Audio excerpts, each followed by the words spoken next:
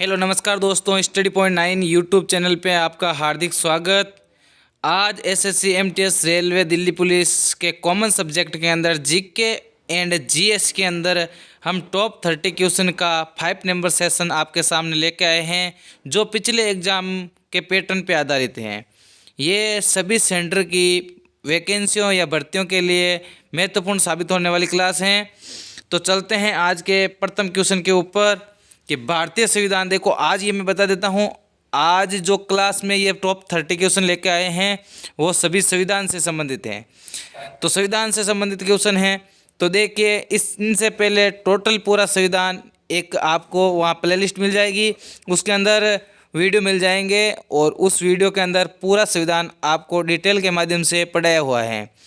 तो अब उनकी क्यूज भी कर रहे हैं, तो क्यूज के माध्यम से हम उसका रिवीजन करने जा रहे हैं। तो भारतीय संविधान, फर्स्ट क्वेश्चन है, भारतीय संविधान खालजिया द्वारा हस्तलिखित है। तो भारतीय संविधान किसके द्वारा हस्तलिखित हैं? तो इसका सही आंसर हो जाएगा ऑप्शन नंबर सी, प्रेम बिहारी नारायण रायजादा। कौन है? प्रेम बिहारी नारायण रायजादा।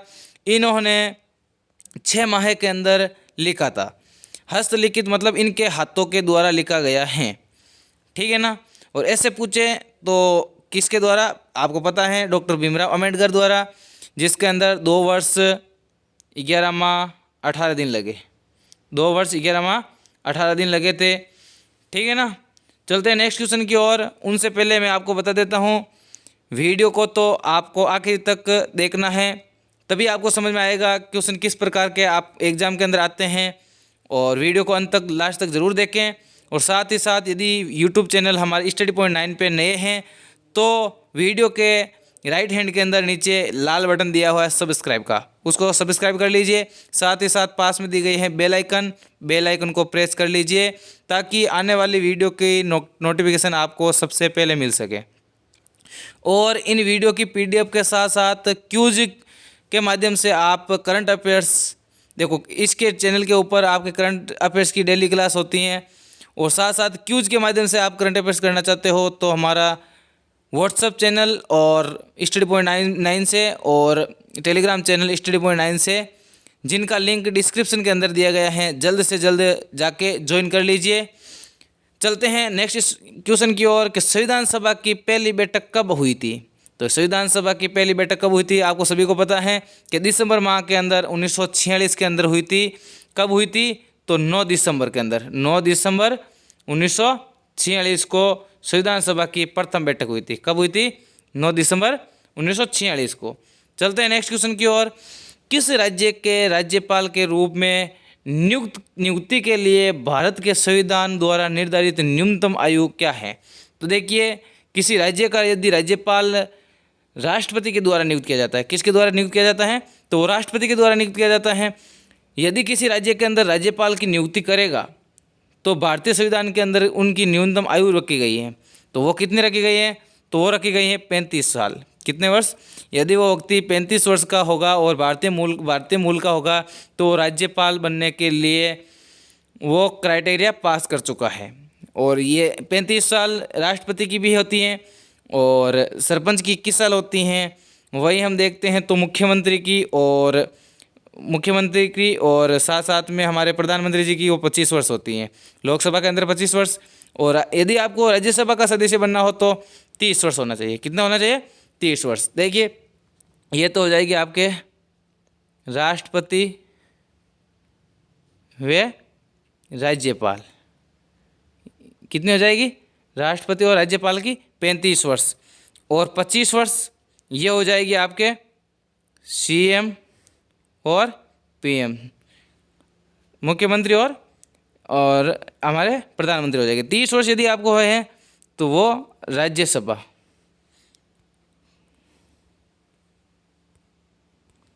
किसकी? राज्यसभा सदस्य बनने के लिए आपको न्यूनतम आयु आपकी कितनी होनी चाहिए? 30 वर्ष होनी चाहिए। और आपको ये तो पता चल गया, लोकसभा के अंदर ही पीएम बनते हैं और सीएम बनते हैं, जो इसके अंदर विधानसभा के अंदर बनते हैं। अगर यदि देखो, राज्यसभा या विधान परिषद, कौन सी? विधान परिषद, इसके अंदर भी आपकी 30 वर्ष होनी चाहिए। 21 वर्ष ये देखते हैं तो 21 वर्ष किसके अंदर होनी चाहिए? तो ये होनी चाहिए सरपंच पद के लिए। सरपंच पद के लिए कितने चाहिए? 21 वर्ष। चलते हैं नेक्स्ट क्वेश्चन की ओर कि भारत के संविधान के कई संस्थागत विवरण और प्रक्रियाओं को अपनाया है। तो भारत ने कई मतलब 30% 40% जो संविधान अपनाया है वो किस संस्थागत विवरण के तहत अपनाया है? तो ऑप्शन नंबर ए इसका सही आंसर हो जाएगा भारत शासन अधिनियम 1935 के तहत। देखो यहाँ पे आपको ध्यान देना है, और यहाँ पे देखो यहाँ पे लिखा क्या आएगा? ईस्ट इंडिया एक्ट, इस प्रकार से आ जाएगा, जैसे भारतीय कंपनी अधिनियम, भारतीय पंजीकरण अधिनियम, भारतीय भागीदारी अधिनियम, भारतीय संविधान, भारत सरकार अधिनियम। तो इसका सही आंसर हो जाएगा भारत शासन अधिनियम, और साथ साथ में 1935 वाला। कौन सा? 1935 वाला। तो इसका सही आंसर कौन सा हो जाएगा? ऑप्शन नंबर ए इसका सही आंसर हो जाएगा। चलते नेक्स्ट क्वेश्चन की ओर कि स्वतंत्रता, समानता और बंधुत्व के आदर्श। देखो ये 3 नाम है, स्वतंत्रता, समानता और बंधुत्व। ये प्रस्तावना में बाद में जोड़े गए, और भारत के संविधान की प्रस्तावना में नीति है अब वो किस देश से लिए गए हैं? तो किस देश से लिए गए हैं? तो वो लिए गए हैं आपके फ्रांस से। किससे, कहाँ से लिए गए हैं? फ्रांस से लिए गए। कहाँ से लिए गए हैं? फ्रांस से। ऑप्शन नंबर डी इसका सही आंसर हो जाएगा।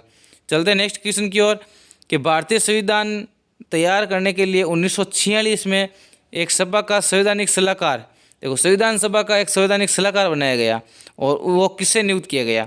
तो वो किसे नियुक्त किया गया? और तो इसका सही आंसर हो जाएगा option number A BN Rao. कौन हो जाएगा? BN राव इसका सही आंसर हो जाएगा। चलते हैं नेक्स्ट क्वेश्चन की ओर कि निम्न में से कौन एक संवैधानिक निकाय नहीं है? देखो संवैधानिक निकाय किसे कहते हैं? तो संवैधानिक निकाय उसे कहते हैं जो जिसका उल्लेख संविधान के अंदर होना चाहिए। किसके अंदर होना चाहिए? संविधान के अंदर होना चाहिए। वही क्या होता है? हमारे संवैधानिक निकाय होता है, ठीक है ना। तो इस ऑप्शन के अंदर हम देखते हैं, तो देखो वित्त आयोग, तो वित्त आयोग का तो है, किस में है? अनुच्छेद 110 के अंदर वित्त आयोग तो है। नीति आयोग, तो नीति आयोग का उल्लेख कहीं नहीं है, ठीक है ना। देखो राष्ट्रीय अनुसूचित जनजाति आयोग, ये 334 के अंदर, कौन से? 334 है ना, 343 है या 334 है, ठीक है ना, ये देख लेना 1 मिनट, ठीक है। और चुनाव आयोग का आपको पता है, देखो नीति आयोग, नीति आयोग किसके स्थान पे? तो ये योजना आयोग के स्थान पे। किस आयोग स्थान पे? योजना आयोग के स्थान पे नीति आयोग लाया गया है। तो ये इसका संविधान में कहीं उल्लेख नहीं है, इसलिए ये एक गैर संवैधानिक निकाय है। कौन, कैसा निकाय है? गैर संवैधानिक निकाय है, ठीक है, समझ गए। चलते हैं नेक्स्ट क्वेश्चन की ओर कि निम्न में से कौन सा विशेषण प्रस्तावना का भाग नहीं है? कौन सा विशेषण प्रस्तावना का भाग नहीं है? तो देखो स्वतंत्रता है, संप्रभु ये भी है, धर्मनिरपेक्ष ये भी है। देखो प्रस्तावना के अंदर ये तीनों शब्द दिए गए हैं, लेकिन सहिष्णु ये शब्द नहीं दिया गया है। तो इसका सही आंसर क्या हो जाएगा? तो इसका सही आंसर हो जाएगा सहिष्णु। क्या हो जाएगा?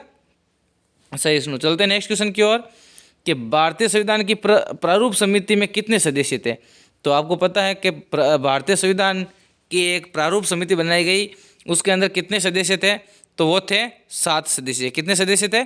7 सदस्य। देखो एक ट्रिक है कि गोपाल स्वामी मुझे शादी करा दे, ये इस प्रकार की ट्रिक है, जिससे आपको, जैसे गोपाल कृष्ण स्वामी अयंगर, के मुंशी, ये इस प्रकार से एक ट्रिक है जो आपको पहले पढ़ाया हुआ है। ये तो क्यों चल रही है, इसलिए इसके अंदर पूरा डिटेल से नहीं बताया जा रहा है।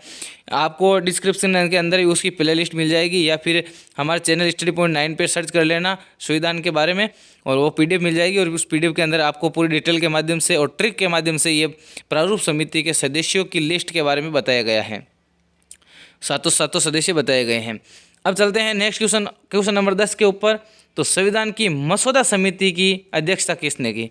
तो मसौदा के हो चाहे हमारे संविधान सभा की समिति के हो, उनकी अध्यक्षता किसने की? तो इसका सही आंसर हो जाएगा option number A BR Ambedkar. Doctor BR Ambedkar, doctor Bhimrao Ambedkar मसौदा समिति की अध्यक्षता की, ठीक है ना।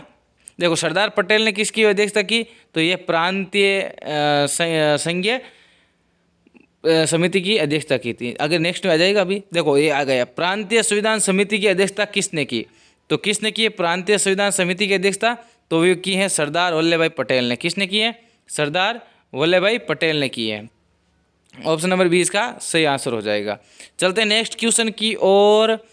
तो देखिए नेक्स्ट क्वेश्चन से पहले मैं टोटल जितनी भी समितियां बनी थी उनके अध्यक्ष बने थे उनकी डिटेल के साथ आपको बता देता हूँ। देखो जैसे ये एक है नियम समिति, तो नियम समिति के अध्यक्ष कौन बने थे? तो डॉक्टर राजेंद्र प्रसाद बने थे। संघ शक्ति समिति, तो संघ शक्ति समिति के अध्यक्ष कौन बने थे? पंडित जवाहरलाल नेहरू। संघ संविधान समिति, तो संघ संविधान समिति के अध्यक्ष कौन बने थे?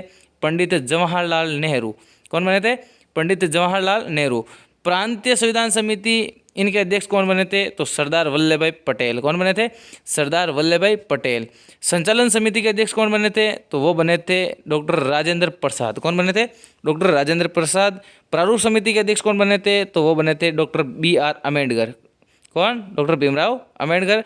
और झंडा समिति के अध्यक्ष कौन बने थे? तो वो बने थे डॉक्टर राजेंद्र प्रसाद।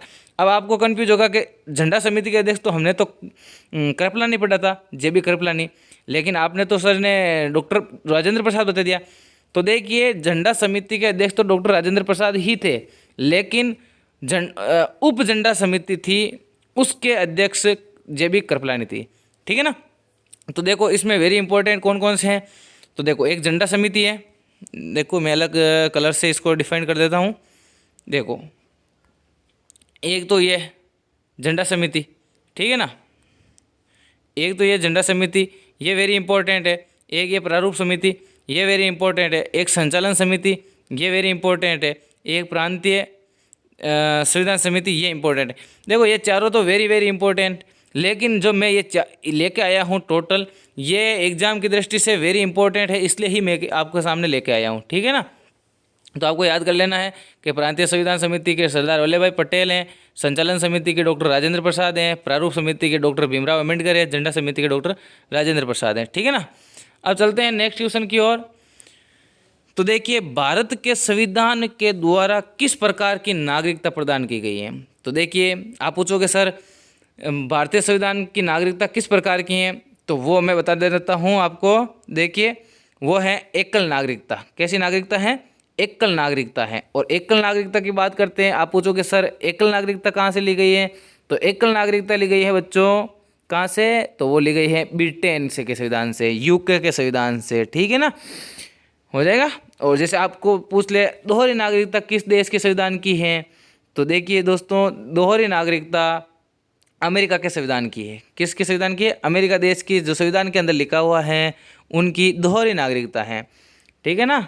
चलते हैं नेक्स्ट क्वेश्चन की ओर कि संविधान सभा में भारत के संविधान को कब स्वीकार किया गया। आप पूछोगे सर भारत के संविधान को कब स्वीकार किया गया, तो मैं बताऊंगा आपको। ऑप्शन नंबर बी इसका सही आंसर हो जाएगा 26 जनवरी 1950 को। तो आप बोलोगे सर 26 जनवरी 1950 को कैसे? हमने तो पढ़ा है कि 26 नवंबर 1949 को ही हमारा संविधान बनकर तैयार हो गया, तो इतना लेट क्यों? तो मैं बता देना चाहता हूँ कि जब 1930 के अंदर हमारे भारत के अंदर 26 जनवरी 1930 के अंदर स्वतंत्रता दिवस मना लिया गया, पूर्व में स्वतंत्रता दिवस मना लिया गया, तो उसको याद रखने के लिए, उस तारीख को याद रखने के लिए इस तारीख के दिन हमारा संविधान लागू किया गया। तो लागू किया गया, उसका आंशिक भाग तो कब लागू हो गया? 26 नवंबर 1949 को। कब लागू हो गया? 26 नवंबर 1949 को आंशिक रूप तो लागू हो गया, लेकिन संपूर्ण संविधान 26 जनवरी 1950 को लागू हो गया। चलते हैं नेक्स्ट क्वेश्चन की ओर। 1967 में भारत के संविधान में राजभाषाओं की सूची में निम्नलिखित में से कौन सी भाषा को शामिल किया गया। अब आप पूछोगे सर मूल संविधान में कितनी भाषाएं थी, तो मैं आपसे बता देना चाहता हूं कि मूल संविधान में आपको भाषा पहले तो पता होना चाहिए। तो मूल संविधान के अंदर भाषा थी 14 भाषाएं। कितनी भाषाएं थी? मूल संविधान के अंदर 14 भाषाएं थी। इसकी डिटेल भी मैंने 2 बार करवा दी है आगे, एक बार तो पूरी डिटेल के साथ जब पॉलिटी की क्लास हुई थी तब, और एक बाद में क्यूज के माध्यम से जब क्वेश्चन आया था आपके सामने तो उसको बता दी। ठीक है ना। ये तीसरी बार है। यदि आपको क्लास पसंद आ रही है तो वीडियो को लाइक कीजिए, दोस्तों को शेयर कीजिए, चैनल को सब्सक्राइब कीजिए। अब देखिए 14 मूल संविधान के अंदर कितनी भाषाएं थी, तो 14 भाषाएं थी। ठीक है ना। फिर क्या हुआ? फिर एक भाषा जोड़ी गई। कौन सी भाषा जोड़ी गई? वो जोड़ी गई सिंधी भाषा। कौन सी भाषा जोड़ी गई? सिंधी भाषा। सिंधी भाषा जोड़ी गई। और सिंधी भाषा जोड़ी गई कौन से संविधान संशोधन? देखो 21वें संविधान संशोधन। कौन से संविधान संशोधन? 21वें संविधान संशोधन के अंदर ये भाषा जोड़ी गई। कौन सी? सिंधी भाषा। ठीक है ना। ये एक जोड़ी गई। उसके बाद कितनी हो गई? 15 हो गई। ठीक है। फिर आपके जोड़ी गई 3 भाषाएं, और 3 भाषाएं कौन से? नमक, नमक मतलब नेपाली, मणिपुरी और कोंकणी, ये 3 भाषाएं जोड़ी गई। और 3 भाषाएं जोड़ी गई वो जोड़ी गई आपके 71वें संविधान संशोधन। कौन से संविधान संशोधन? 71वें संविधान संशोधन के अंदर जोड़ी गई। देखो यहाँ पे जगह नहीं है तो मैं आपको यहाँ से थोड़ा मिटा देता हूँ, वापस डिटेल से लिख देता हूँ।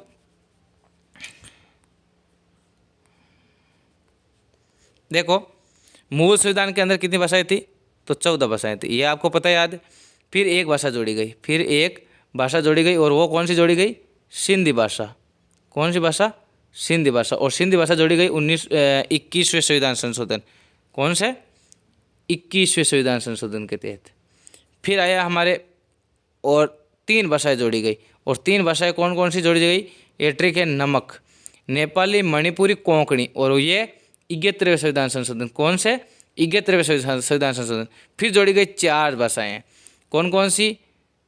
ये जोड़ी गई बोडो, कौन सी जोड़ी गई? देखो बोडो,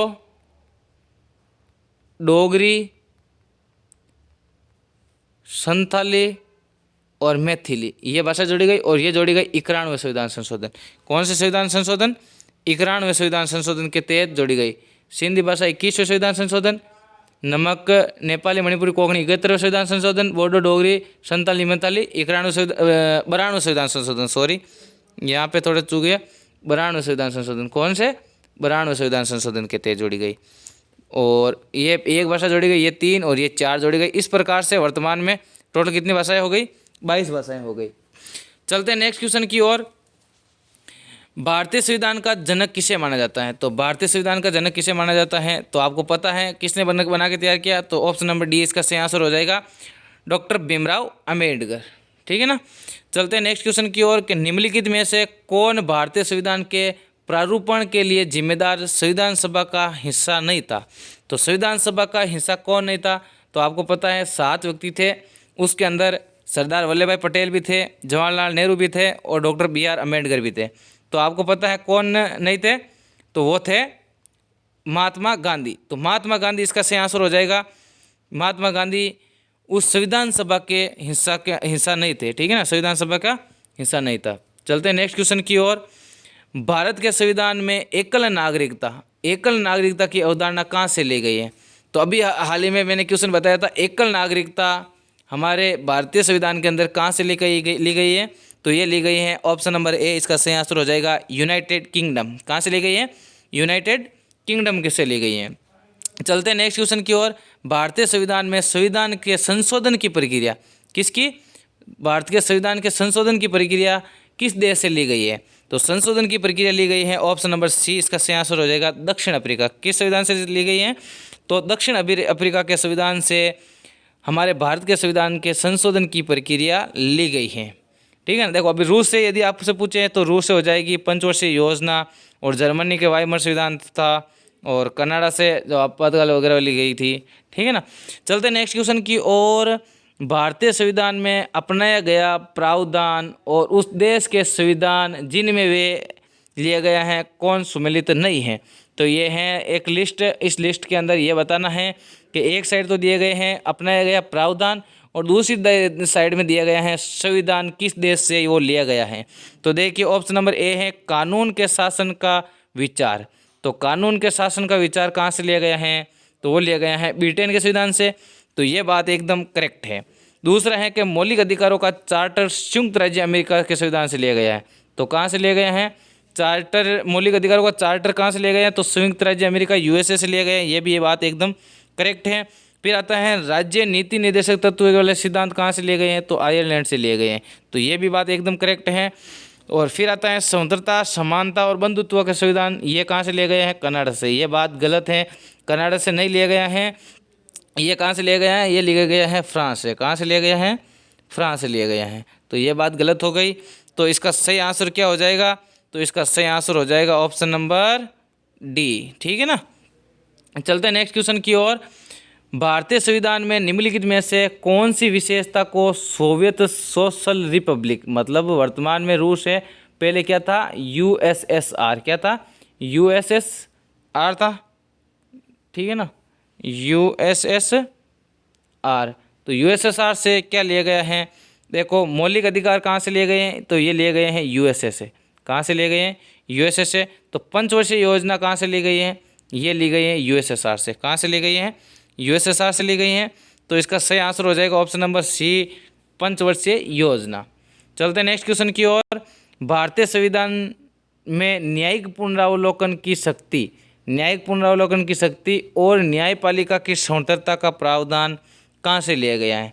तो न्यायिक पुनरावलोकन की शक्ति और न्यायपालिका की स्वतंत्रता कहाँ से ली गई है, तो इसका सही आंसर हो जाएगा ऑप्शन नंबर ए, ऑस्ट्रेलिया से ली गई है। कहाँ से ली गई हैं, ऑस्ट्रेलिया से ली गई हैं।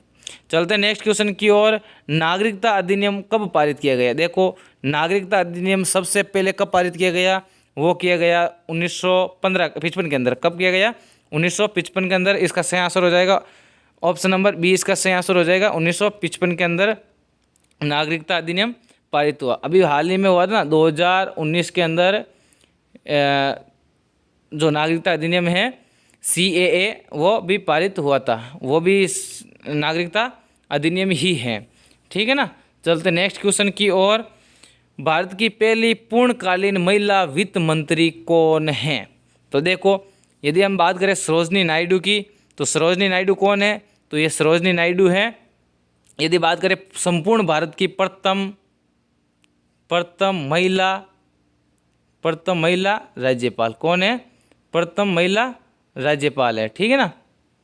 और मेनका गांधी की बात करें तो वो तो देखो, इसकी मेनका गांधी को साइड में रखो अभी, ठीक है ना, मेनका गांधी को साइड में रखो।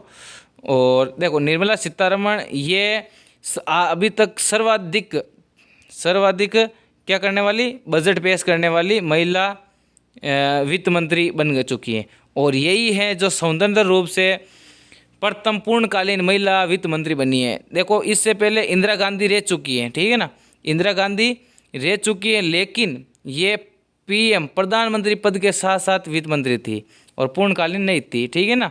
तो इसका सही आंसर हो जाएगा option number C, Nirmala Sitharaman. चलते हैं नेक्स्ट क्वेश्चन की ओर।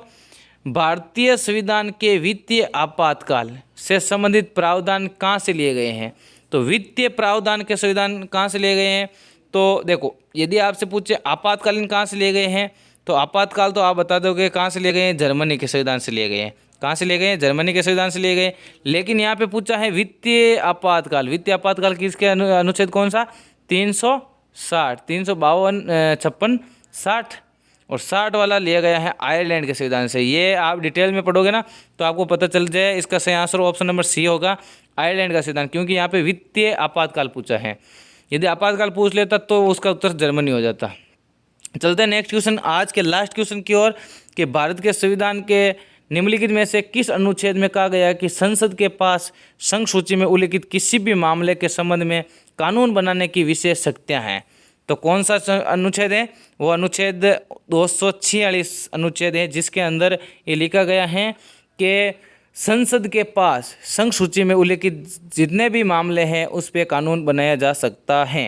कौन बनाएगी, वो बनाएगी संसद। तो आज के लिए बस इतना ही, आज के सेशन का समाप्ति यहीं पे होती है। यदि हमारे चैनल पे नए हो तो चैनल को सब्सक्राइब कर लीजिए, और वीडियो पसंद आया तो वीडियो को लाइक कीजिए, दोस्तों को शेयर कीजिए, और हमारे मोटिवेशन के लिए एक प्यारा सा कमेंट ज़रूर कीजिए।